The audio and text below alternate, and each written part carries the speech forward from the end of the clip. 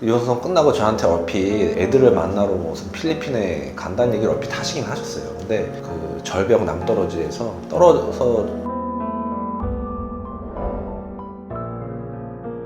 안녕하세요, 윤여 변호사입니다.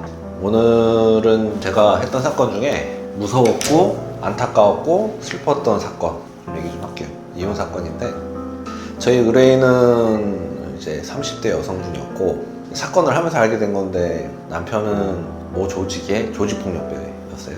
결국은 이제 이혼 사유는 흔하디 흔한 거의 이제 레파토리처럼 남편이 저희 의뢰인을 때리고 욕하고 그랬다는 거죠. 그래가지고 이제 혼인관계 파탄이 됐고 이혼을 하겠다는 거예요.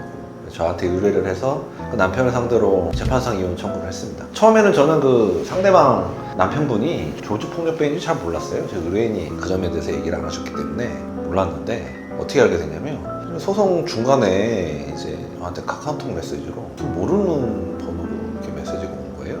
뭐 윤아무개 변호사 아니냐, 자기는 뭐 누구의 남편인데 윤 변호사가 이혼 소송 청구를 한 게 맞냐, 뭐 이렇게 물어보길래 맞다고 했더니 뭐 사실과 다르게 허위 사실로 자신의 뭐 명예를 훼손을 한 거를 참을 수가 없다, 밤길 조심하셔라 변호사님 하면서 카톡이 온 거예요. 근데 무섭잖아요. 변호사가 무슨 힘이 있어요. 그쵸? 그 법정 나가서 변호사가 무슨 슈퍼맨도 아니고 가서 때리면 맞고 칼로 휘두르면 찔리고 잘못하면 골로 갈 수 있거든요, 한 방에.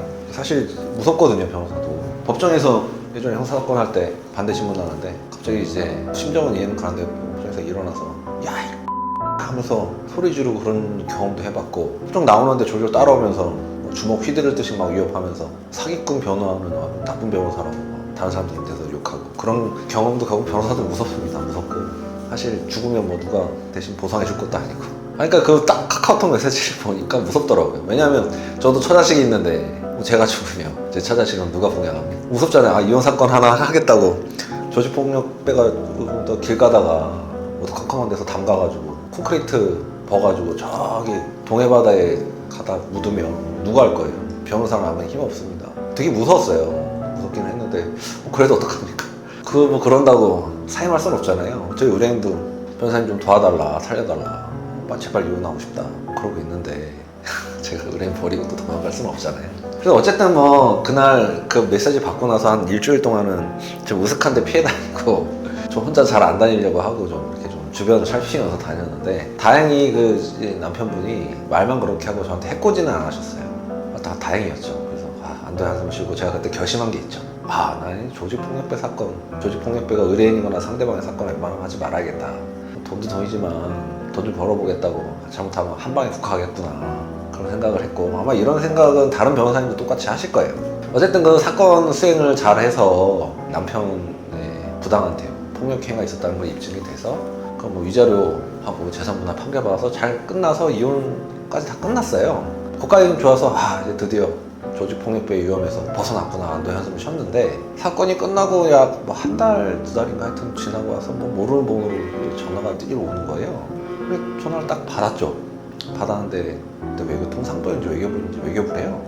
그래서 무슨 아무개 씨 아시느냐 물어보길래 뭐 예전에 제가 한 이혼 사건 의뢰인이다.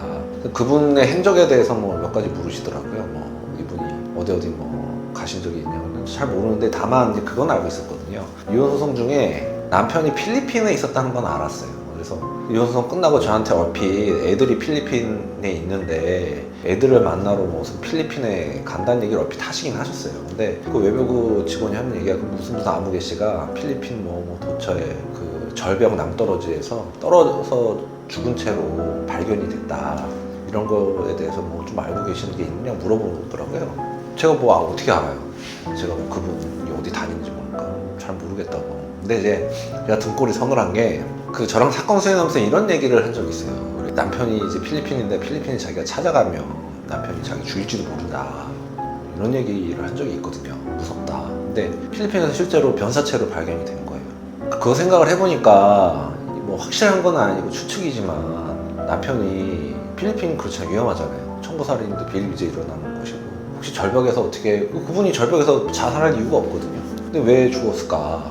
남편은 관련이 있는 게 아닌가, 그런 생각을 해서 되게 좀 그랬어요. 그리고 끝나고 나서도 나 했던 분이 그래도 행복하고 잘 살면 저도 기분이 좋잖아요.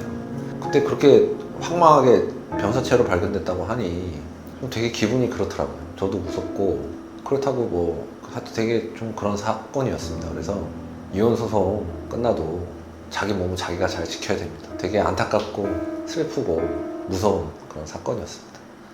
이상입니다.